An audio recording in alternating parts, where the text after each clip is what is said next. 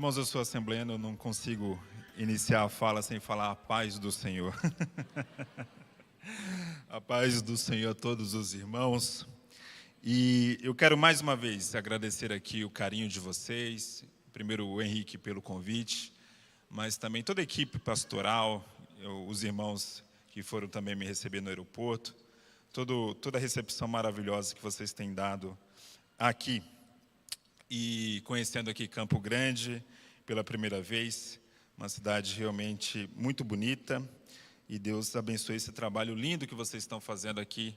Em apenas 6 anos, realmente eu fiquei impressionado pelo desempenho já da igreja em pouco tempo. É uma criança ainda, mas que Deus abençoe essa igreja para que avance mais e mais para o reino de Deus aqui no Mato Grosso do Sul. Vamos à Bíblia. Abra sua Bíblia em Gênesis, capítulo 21. Gênesis, capítulo 21. Eu vou ler numa versão chamada Nova Almeida Atualizada, NAA. Então, se você estiver acompanhando no celular ou no tablet, busque essa versão, Nova Almeida Atualizada, fica mais fácil para você me acompanhar. Gênesis, capítulo 21, uma leitura um pouquinho extensa. Vamos ler os 21 versículos, a partir do primeiro versículo. Peço que você acompanhe comigo com atenção. Diz assim a palavra do Senhor. O Senhor visitou Sara, como tinha dito, e cumpriu o que lhe havia prometido. Sara ficou grávida e deu à luz um filho a Abraão na sua velhice, no tempo determinado de que Deus lhe havia falado. Ao filho que lhe nasceu, que Sara lhe dera à luz, Abraão deu o nome de Isaque. Abraão circuncidou o seu filho Isaque quando ele tinha 8 dias, segundo Deus lhe havia ordenado. Abraão tinha 100 anos quando lhe nasceu Isaque, seu filho, e Sara disse: Deus me deu motivo de riso, e todo aquele que ouvir isso vai rir comigo. E acrescentou: quem diria a Abraão que Sara ainda amamentaria um filho, pois na sua velhice lhe dei um filho. Isaque cresceu e foi desmamado. Nesse dia em que o menino foi desmamado, Abraão deu um grande banquete. Sara viu que o filho de Agar, a egípcia, Sara viu que o filho que Agar, a egípcia, teve com Abraão, estava zombando de Isaque. Então Sara disse a Abraão: mande embora essa escrava e o filho dela, porque o filho dessa escrava não será herdeiro com o meu filho Isaque. Abraão ficou muito incomodado com isso por causa de seu filho. Mas Deus disse a Abraão: não fique incomodado por causa do menino e por causa da escrava. Faça tudo o que Sara disser, porque por meio de Isaque será chamada a sua descendência. Mas também do filho da escrava farei uma grande nação, porque ele é o seu descendente. Na manhã seguinte, Abraão levantou-se de madrugada, pegou o pão e um odre de água, pôs tudo sobre as costas de Agar, deu-lhe o menino e a despediu. Ela saiu andando sem rumo pelo deserto de Beceba. Quando acabou a água que havia no odre, Agar colocou o menino debaixo de um dos arbustos e afastou-se e foi sentar-se em frente, à distância de um tiro de arco, porque dizia: assim não verei o menino morrer. E sentando-se em frente dele, levantou a voz e chorou. Deus, porém, ouviu a voz do menino, e do céu o anjo de Deus chamou Agar e lhe disse: o que é que você tem, Agar? Não tenha medo, porque Deus ouviu a voz do menino. Aí onde ele está, ponha-se em pé, levante o menino e segure-o pela mão, porque eu farei dele um grande povo. Então Deus lhe abriu os olhos, e ela viu um poço de água, e indo até o poço, encheu o odre de água e deu de beber ao menino. Deus estava com o menino, que cresceu, morou no deserto e tornou-se flecheiro. Ele morava no deserto de Parã, e a sua mãe o casou com uma mulher da terra do Egito. Amém. Gênesis, o início das Escrituras, o livro dos começos, é um livro com bastante retrato familiar. E o retrato familiar em Gênesis é um retrato normalmente complicado. As famílias em Gênesis não são famílias bonitas, não são famílias com uma história leve, muito pelo contrário. A primeira família já começa com um homicídio, fruto de uma inveja, fruto de um incômodo com aquela bênção de Deus sobre a vida de Abel, no caso ali de Caim, que invejou seu irmão. Nós vemos na sequência de Gênesis muitas histórias complicadas de relação, por exemplo, como Abraão com Ló, o seu sobrinho, que também não foi uma relação boa. E a gente vê aqui a própria família de Abraão com diversos problemas. Mais à frente, a questão de Isaac e Jacó, a luta entre os irmãos, a questão de Isaac e Esaú especialmente, mas também de Jacó com seus irmãos que o vendem e por aí vai. E vendem, no caso, depois ali José, o seu filho, e por aí vai. O nosso caso aqui, nós temos diversas vezes na Bíblia um retrato muito realista da natureza humana. A Bíblia, ela não faz um retrato da natureza humana romantizado. Os personagens da Bíblia não são nunca romantizados. Nem Davi, um grande herói bíblico, foi romantizado. Muito pelo contrário. Também a história da família de Davi foi uma história extremamente destrutiva e complicada. E aqui nós temos mais uma dessas famílias. Como eu mencionei rapidamente, a relação de Abraão e a sua família não foi uma relação muito saudável. Abraão, ele recebeu de Deus, lá no capítulo 12, uma promessa que ele seria pai de uma grande nação. Só que a sua esposa era estéril, e ela já estava velha, e ela já estava idosa, e ela não conseguia ter filhos, e a promessa estava ali. Abraão seria o pai de uma grande nação.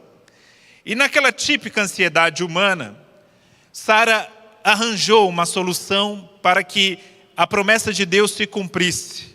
Sara não entendeu, como muitas vezes nem eu nem você entende, que o tempo de Deus é um tempo completamente diferente do nosso. E o tempo de Deus costuma ser um tempo muito mais lento do que nós gostaríamos. E era o caso aqui do cumprimento da promessa sobre a vida de Abraão.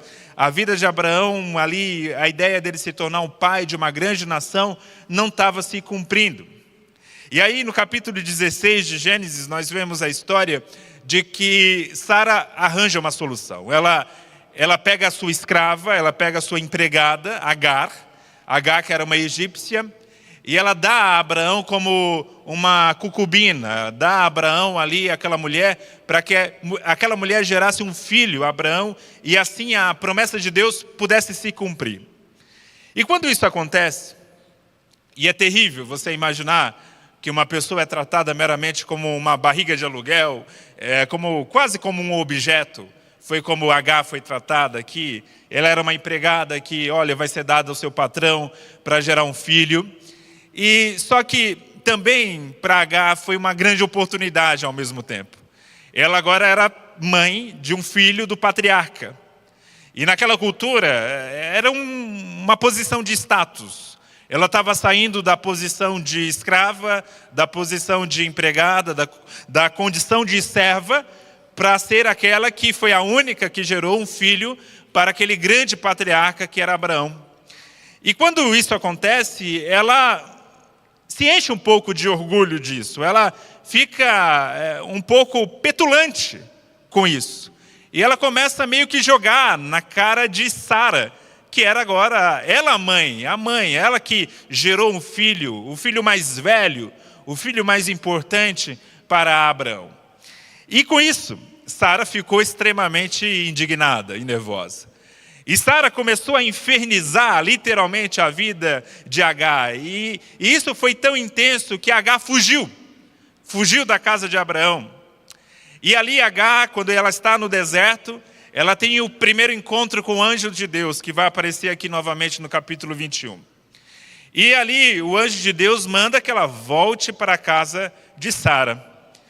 E que ela, de alguma forma, se submeta assim a Sara. E ela volta.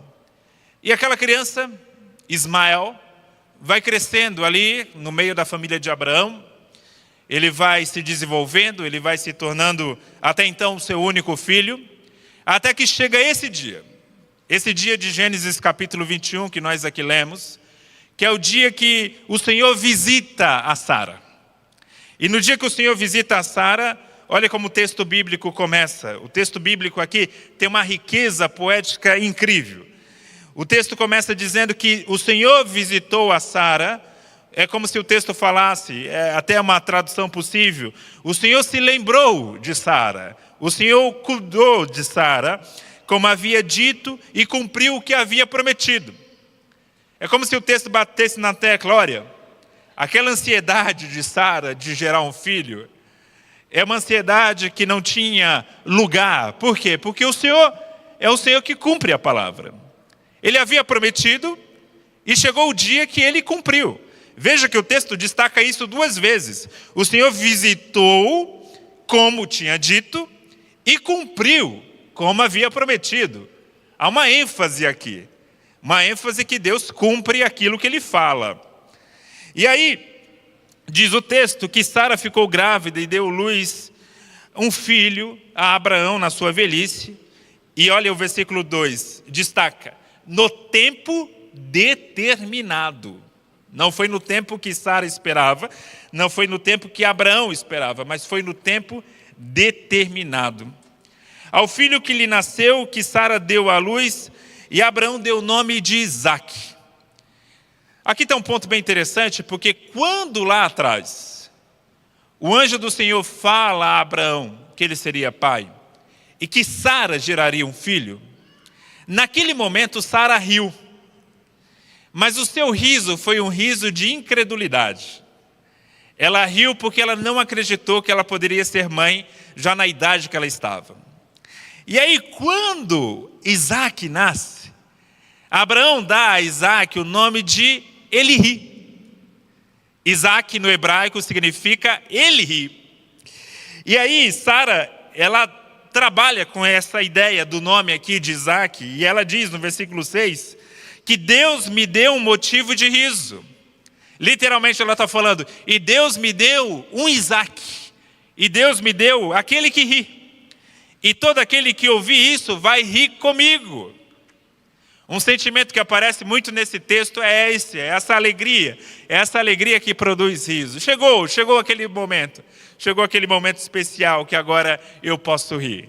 Antes eu estava rindo de incredulidade, agora eu estou rindo porque o Senhor cumpriu a sua promessa, o Senhor cumpriu a sua palavra. E aí ela até acrescenta, quem diria a Abraão que Sara, que eu, ainda amamentaria um filho? Pois na sua velhice lhe dei um filho. E aí diz o texto que Isaque cresceu, foi desmamado, fizeram uma festa, um grande banquete. Agora tem um outro riso que aparece aqui. É o riso do versículo 9. No versículo 9 diz que Sara viu que o filho de Agar, Ismael, a egípcia, o filho que Agar teve com Abraão, estava zombando de Isaque. No hebraico aqui, essa tradução traduz como zombar, mas dependendo da tradução, a sua talvez esteja como brincar, ou talvez esteja como se divertir. Aqui na língua hebraica, esse termo é um tanto ambíguo. Não dá para saber se ele é um termo positivo ou negativo. Por isso que há divergência nas traduções. Algumas põem num sentido positivo, como brincar, e outras põem num sentido negativo aqui, como zombar. Possivelmente, o que Sara viu em Isaque, e aí o texto não é muito claro, o texto não é muito detalhado aqui, e isso é de maneira proposital. Se você lê Gênesis, o Gênesis nunca traz histórias muito detalhadas. Nunca, de maneira geral. As histórias sempre são muito resumidas. O que Ismael estava realmente fazendo aqui? Ele estava zombando de Isaque, por ser um filho mais novo? Ou ele estava meramente brincando? A gente não sabe. Não sabe. Fato é que na cabeça de Sara, quando ela vê ali Ismael brincando ou zombando, mas lembrando, é uma criança, ou zombando ali de Isaque, ela vê em Ismael uma ameaça. Ela vê ali, esse é o menino mais velho. Esse é o menino que tomará o lugar do meu filho. O meu filho é o filho da promessa, não é Ismael. É Isaque que é o filho da promessa. E ela vê ali essa ameaça. E diante de uma ameaça, porque o destino do seu filho era o seu próprio destino, e isso é um ponto importante de entender, o porquê da dureza de Sara, o porquê dessa crueldade dela. Porque uma ameaça ao seu filho era uma ameaça à sua própria existência. E ela determina a Abraão, ela começa a falar a Abraão que Abraão expulsasse Ismael e Agar de casa. Mais uma vez, a confusão entre Agar e Sara vem. E aí ela fala assim, mande embora essa escrava. Veja, ela não cita o nome. Ela não fala, mande embora Agar. Não, ela fala, mande embora essa escrava. E mande embora o filho dela também. Também não cita o nome de Ismael. Porque o filho dessa escrava não será herdeiro com o meu filho Isaque. O meu filho Isaque é o filho da promessa. Eu tenho certeza que você ao ouvir, talvez você já tenha lido essa história, talvez você esteja ouvindo pela primeira vez, mas fato é que nesse momento você está achando que Sara está muito errada. Nesse momento você está condenando Sara. Você está achando Sara uma mulher cruel, que expulsa, porque a ideia foi dela, né? Lá atrás, a ideia de dar a Agar como a barriga de aluguel a Abraão, foi dela. Foi a ansiedade dela. E aí agora, primeiro ela infernizou a vida de Agar lá atrás. Agora ela está expulsando Agar como filho pequeno de casa. Que crueldade! Mas sabe o problema? Porque quando eu leio esse texto, eu vejo essa Sara cruel. Mas aí, o meu problema é o versículo 12. É que Deus concorda com Sara. Puxa Deus, não podia tornar a história um pouquinho mais fácil aqui? O Senhor condenar e falar alguma coisa? Fala mal de Sara, Deus. Mas não. Deus chega para Abraão e fala... É como se ele estivesse conversando assim para Abraão. Deixa, vai, cumpre o que ela está falando. Não fique incomodado, Abraão, por causa do menino e por causa da escrava. Deus usa a mesma linguagem que Sara. Deus sequer cita o nome também de Ismael e Deus sequer cita o nome de Agar. Ele parece que está reproduzindo a voz de Sara. E ele fala, não fique incomodado por causa do menino e por causa da escrava.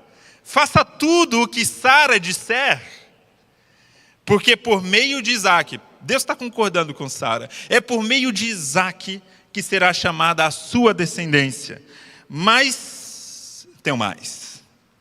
Mas também, Abraão, por meio do filho da escrava, farei uma grande nação, porque ele é o seu descendente. Aqui que nasce um ponto. Olha, se eu volto no capítulo 16, eu saio com a impressão que Deus está com Agar. Que Deus está abraçando a causa de Agar. Se eu vou para o capítulo 21, parece que Deus agora está do lado de Sara. Parece que Deus está concordando com Sara. E aí, irmãos, eu só posso chegar numa conclusão. É que Deus está do lado das duas. Do lado das duas, naquilo que é o íntimo do seu sofrimento. E aqui eu aprendo uma lição profunda que eu quero tornar o centro desse sermão, que é o seguinte: aquela pessoa que você tem algum problema, aquela pessoa que te causa um incômodo, aquela pessoa que você acha que não é justa, aquela pessoa que está pleiteando alguma coisa com você, você acha que Deus está com você. Mas deixa eu dar uma notícia nessa manhã para você. Deus também está com aquela outra pessoa. Sara poderia estar pensando, Deus está comigo, Deus é o justo juiz da minha causa. Mas Deus também estava com Agar. Isso é incrível. Por quê? Porque não existe pureza completa nas nossas motivações, não existe pureza completa naquilo que nós pleiteamos, aquilo que julgamos que é justo aos nossos olhos, aos olhos de Deus, não é a justiça completa. Deus está muito acima daquele conceito de justiça que eu e você tem, e que eu e o outro que está pleiteando comigo tem. Na cabeça dele, a justiça do lado dele, na minha cabeça, a justiça do meu lado. E Deus está falando, vocês, os dois, têm um pouco de razão e têm um pouco de bobagem. E é exatamente isso que Deus está mostrando aqui para Sara e para Agar. Eu estou pleiteando a causa de vocês duas. E aí Agar, ela é expulsa de casa de novo. E Abraão, ele, nesse papel que ele está desempenhando aqui no capítulo 21, é muito passivo, ele simplesmente está cumprindo ordens. Primeiro a ordem de Sara, e agora a própria ordem de Deus. Pode, mandar Agar ir embora. E o versículo 11 fala que até Abraão ficou muito incomodado com isso. Afinal, é o filho dele, Ismael é o filho dele, é o filho mais velho dele. Mas aí, no versículo 14, diz que na manhã seguinte, Abraão se levantou de madrugada, pegou o pão e um odre de água, pôs tudo sobre as costas de Agar, deu-lhe o menino e a despediu. Isso aqui é uma coisa incrível. Abraão era um homem rico. Ele tinha 318 pastores. Mas o que ele coloca aqui nas costas de Agar não é suficiente para atravessar um deserto. Esse papel de Abraão aqui é um papel muito estranho. É um papel de um homem que fica paralisado. É um papel de alguém que, entre dois pleitos, entre Agar e Sara, ele está hesitante. E aqui, Abraão somos nós, diante de dois pleitos. A gente nunca tem o quadro completo das coisas. Abraão também não tinha. A gente nunca tem o quadro completo do que é, de fato, o totalmente justo ou totalmente injusto. E Abraão também aqui não tinha. E Abraão faz o mínimo só. Ele só faz o mínimo. Ele entrega ali alguma comida, alguma bebida e despede o seu filho e Agar. E diz o texto que ela saiu andando sem rumo pelo deserto de Berseba. E o versículo 15 fala que quando acabou a água que havia no odre, Agar colocou o menino debaixo de um dos arbustos. E afastou-se e foi sentar-se em frente, à distância de um tiro de arco. Preste bastante atenção nesse termo aqui. Ela pega o menino, põe ele ali debaixo de uma pequena planta, e ela se distancia do filho a uma distância de um arco. Ela se distancia, que é o suficiente para vê-lo, mas ao mesmo tempo não ver o sofrimento intenso dele muito perto, e ali não ouvir talvez o seu choro. E olha que lindo, um dos episódios mais bonitos da provisão de Deus, é que o texto diz que naquele momento ela se afasta, ela diz, eu não quero ver o meu filho morrer. Ela senta ali na frente, a essa distância, e ela começa a chorar. E ela chora, ela levanta a voz, e aí vem o versículo 17. Deus, porém, ouviu a voz do menino. Não é curioso? O texto diz que quem chorou e quem levantou a voz foi Agar. Mas o texto diz que o anjo de Deus ouve a voz do menino, de Ismael. É bem curioso. O texto não relata o menino chorando, não relata o menino orando, não relata o menino clamando.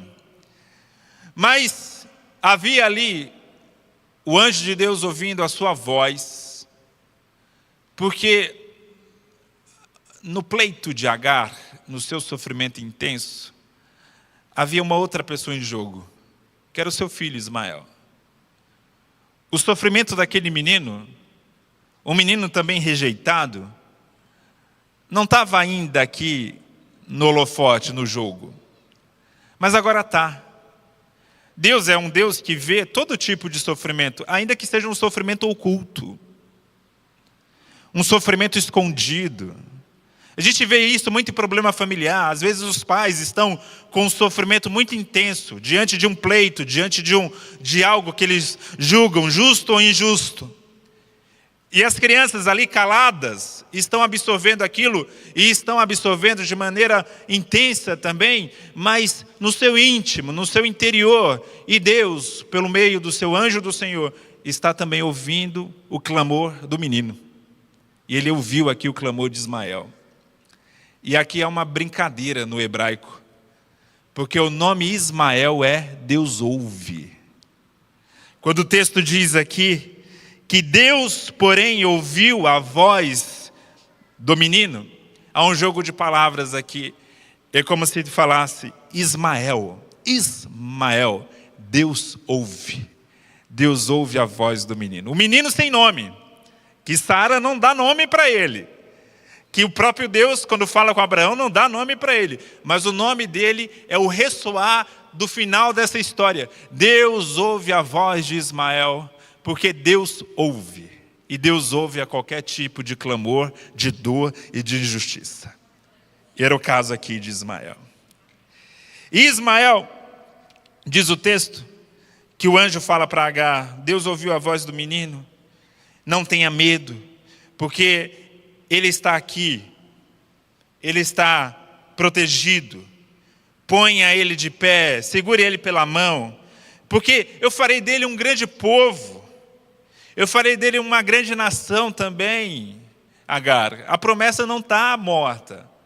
Você achava que aqui já tinha chegado à última etapa da vida, você já tinha desistido de tudo, mas não, Agar, a promessa não está morta. Ele vai ser uma grande nação. E aí, veja, é interessante aqui a gente observar que Deus, ele tinha um plano de formar, a partir de Abraão, uma grande nação, e esse plano era por meio de Isaac. Mas Deus, diante de uma circunstância das escolhas humanas, inclui nessa promessa a Ismael. É muito interessante ver o tanto que Deus é misericordioso. Porque os seus planos e os seus projetos não são um tipo de determinação inflexível pela qual ele deu aquela ordem e qualquer coisa que foge um pouquinho daquela ordem desmorona todo o seu plano. Não. Sara, Abraão fugiram do plano de Deus original. Mas Deus, mesmo diante daquele erro, ele conserta aquele erro e ele inclui isso dentro do seu plano, do seu projeto. Então, talvez você seja essa pessoa. Talvez você tenha gerado um filho fruto de erros. Quantas pessoas geraram filhos fruto de erro? Fruto de uma relação totalmente conturbada, que não deveria ter acontecido, e que o fruto dessa relação é uma criança. Mas não veja essa criança como uma maldição, porque ela é bênção de Deus ainda assim. Não veja essa criança como um peso, porque essa criança é também parte do plano de Deus. Um plano que é muito maior, que inclui até mesmo os nossos erros. Isso é maravilhoso. Nós servimos um Deus que corrige rota. Como diz o ditado, que escreve certo em linha torta. Porque a nossa vida é constantemente uma linha torta. Constantemente estamos fazendo pequenas escolhas que são equivocadas, não sábias. Escolhas totalmente que não cumprem aquilo que realmente Deus desejava para nós. Mas Deus é capaz de consertar, porque Deus é um Deus redentor. Nós servimos a um Cristo que redime. E redimir é isso. Redimir é transformar aquilo que está mal, aquilo que começou mal, aquilo que começou sendo mal planejado. E o redimir é restaurar a uma nova realidade. E é justamente isso que Deus faz aqui com essa família de Abraão. E Deus ouve. Deus ouve o menino. E o texto ainda diz que aqui no versículo 20, versículo 19, melhor dizendo. Então Deus lhe abriu os olhos de Agar, e ela viu um poço de água. Isso é um ponto interessante. O poço estava ali do lado dela. Eles estavam morrendo de sede, mas o poço estava ali. Será que o poço foi colocado por Deus de maneira sobrenatural? Ou o poço estava ali, mas o sofrimento era tão grande que não era possível enxergá-lo? Porque a experiência humana de sofrimento, entenda uma coisa, por que Deus permite que nós soframos? Porque o sofrimento é uma experiência independente se você serve a Deus ou não serve. Todos nós vamos passar por alguma experiência de sofrimento. Mas por que Deus permite que isso aconteça? Por que Deus não interveio lá antes na saída? Por que precisou chegar nesse ponto? O sofrimento, ele é sempre transformador. Sempre. Só que pode ser transformador para o lado ruim ou para o lado bom. O sofrimento pode causar em você o endurecimento da sua alma. Você pode ficar uma pessoa endurecida, uma pessoa sem sensibilidade, uma pessoa que não recebe mais afeto. Você não consegue receber mais afeto da parte do Senhor. Essa é a pior forma de lidar com o sofrimento. É quando o sofrimento me torna uma pessoa cínica, uma pessoa sem esperança, uma pessoa que não consegue enxergar nada. Outra coisa é quando no sofrimento Deus abre os meus olhos e eu posso ainda enxergar um poço, eu posso enxergar esperança. E quando eu enxergo esperança, eu posso crescer. Eu posso sair daquele processo melhor. Eu posso sair daquele processo mais maduro. E é o que acontece aqui com Agar. E com Ismael. Ambos vão sair melhores desse processo. E aí diz o texto que, indo ao poço, ela encheu o odre de água e deu de beber ao menino. E o versículo 20 diz: Deus estava com o menino. Olha que lindo. Na cabeça de Sara, lá atrás, Deus estava com Isaque. Isaque é o filho da promessa. E o versículo 20 diz: Deus estava com Ismael. Mas Deus também estava com Isaque. Deixa eu te dar uma outra notícia. Quem você não gosta, não quer dizer que Deus também não goste. Às vezes a gente acha que Deus não gosta de quem eu não gosto. Por coincidência, Deus tem a mesma opinião do que eu. Aquela pessoa me incomoda, então certamente ela incomoda Deus também. A gente tem isso a psicologia chama de viés cognitivo, né? A gente sempre tem uma tendência de ser muito mais misericordioso do nosso lado e muito rigoroso do outro lado. Muito, sempre. É uma tendência humana. A gente vê uma notícia de um crime e a gente fala: cadeia, morte, matem quem fez isso. Mas se é alguém, um filho, a gente não quer isso. A gente faz isso com a gente mesmo. O nosso pecado nunca é tão grave quanto o pecado do outro. O nosso pecado sempre tem alguma razão, teve alguma questão ali. Olha, eu pequei porque, no fundo, eu pequei quase por um acidente. Mas o outro peca porque falta caráter. Nós somos muito rigorosos com os outros e pouco rigorosos consigo mesmo. E aqui nós costumamos ver: Deus está comigo. Mas aí vem essa notícia, ressoa no coração aqui das Escrituras: Deus estava com Ismael. O eleito de Deus era Isaque. Mas isso não, a eleição de Isaque não presumia que Deus amasse apenas a Isaque. Deus também amava a Ismael. E é lindo isso. Deus estava com o menino que cresceu, morou no deserto e se tornou flecheiro. Olha a sutileza do texto. Olha a riqueza literária aqui do texto. Lá atrás, diz o texto, que o menino, que Agar põe o menino a uma distância de um arco. Esse menino agora é um flecheiro, é aquele que lança arcos. Eu acho isso lindo, é como se fosse a cena de um filme. Aquele menino que é colocado à distância de um arco, porque na cabeça de Agar, agora chegou o fim, chegou a morte, agora eu estou à distância de um arco do meu filho, para não ver suficientemente o seu sofrimento, mas também para ver de longe o seu fim. Ela está à distância de um arco, e lá no futuro, essa distância de um arco, imagine agora a cena, é o menino atirando flecha. Que coisa linda. Ali não era o fim, não. Aquela distância ali era um símbolo do que seria o seu futuro, a sua futura jornada, a sua futura profissão. Ele agora vai ser um flecheiro. E diz o texto que ele foi morar no deserto de Parã, e a sua mãe o casou com uma mulher egípcia. Veja, Sara controlou a vida de Agar. Abraão controlou a vida de Agar. Agar parecia uma pecinha num tabuleiro, para lá e para cá. As coisas caminhavam não pela sua vontade, mas pela vontade de outro. E o texto termina aqui, encerrando a história de Agar, mostrando que ela escolhe o destino do seu filho. Ela escolhe uma esposa para ele, da sua própria parentela, da sua própria terra do Egito.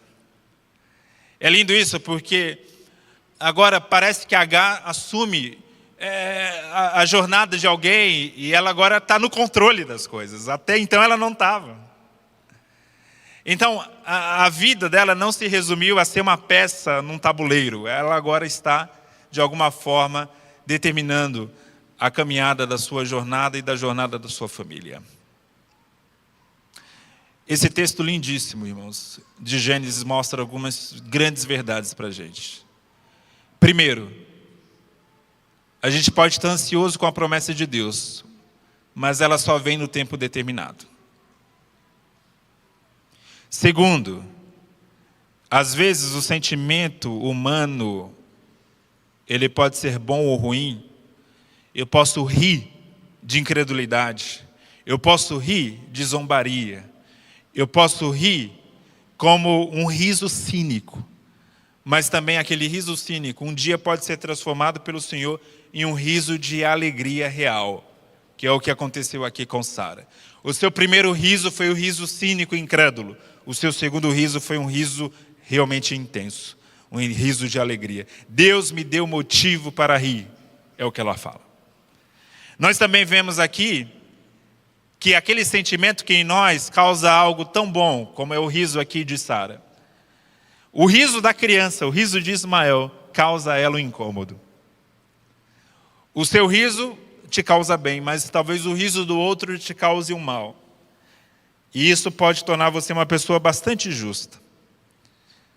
Mas o fato é que o riso de Ismael levou àquela confusão, àquela expulsão.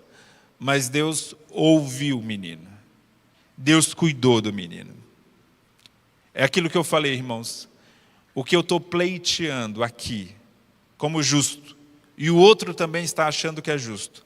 Deus pode estar olhando lá de cima e vendo justiça de ambos os lados e vendo injustiça de ambos os lados. Deus é justo. A sua balança, ela não tem viés. Deus não é um juiz imparcial. Os homens sempre são juízes imparciais. A gente, no direito, a gente acredita, né, nesse mito da imparcialidade. Mas tem uma pesquisa bem bizarra, essas pesquisas que se fazem nos Estados Unidos, eles têm bastante tempo para várias pesquisas, bastante dinheiro. E fizeram certa pesquisa que juízes, quando julgam por volta das 11 da manhã, costumam ser mais rigorosos na sua sentença, porque estão com fome. Então, no dia que você cometer um crime, faça uma apelação para ser julgado depois do almoço. Tá? Irmãos, você vê, a imparcialidade humana é impossível.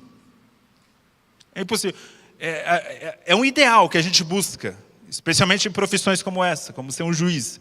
Você vai buscar como um ideal, mas a imparcialidade humana é impossível. Mas servimos um Deus que é imparcial de verdade. Servimos um Deus que vê a causa do começo, do meio, do fim, e vê aqui há poeiras de injustiça, aqui há poeiras de justiça, aqui a causa é justa, e aqui Deus se põe ao lado. Mas é lindo esse papel de Deus. Ele está com Agar, ele está com Sara, ele está com Ismael, ele está com Isaac, e ele também está com Abraão. Deus está conosco no meio das nossas contradições. Cantamos nessa manhã que Deus é misericordioso, e é nesse ponto principal que Deus mostra a sua misericórdia, que mostra a sua graça. É que nós somos seres contradizentes o tempo todo, não somos coerentes, não somos justos, não somos imparciais, mas Deus é capaz de olhar para cada um de nós com um olhar ainda de misericórdia. Por isso que eu nunca posso me achegar diante de Deus me achando justo, porque não sou.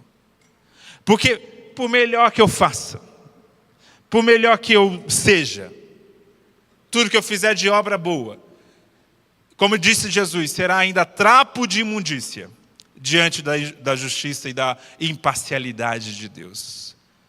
Portanto, saia dessa manhã, aquele seu vizinho, aquele seu irmão, aquele seu parente, aquele seu colega de trabalho, aquela pessoa que te incomoda tanto, deixa eu te dar uma notícia bem ruim, Deus está com ele. Mas deixa eu te dar uma notícia boa, Deus está com você também. Amém? Deus abençoe a todos. Amém.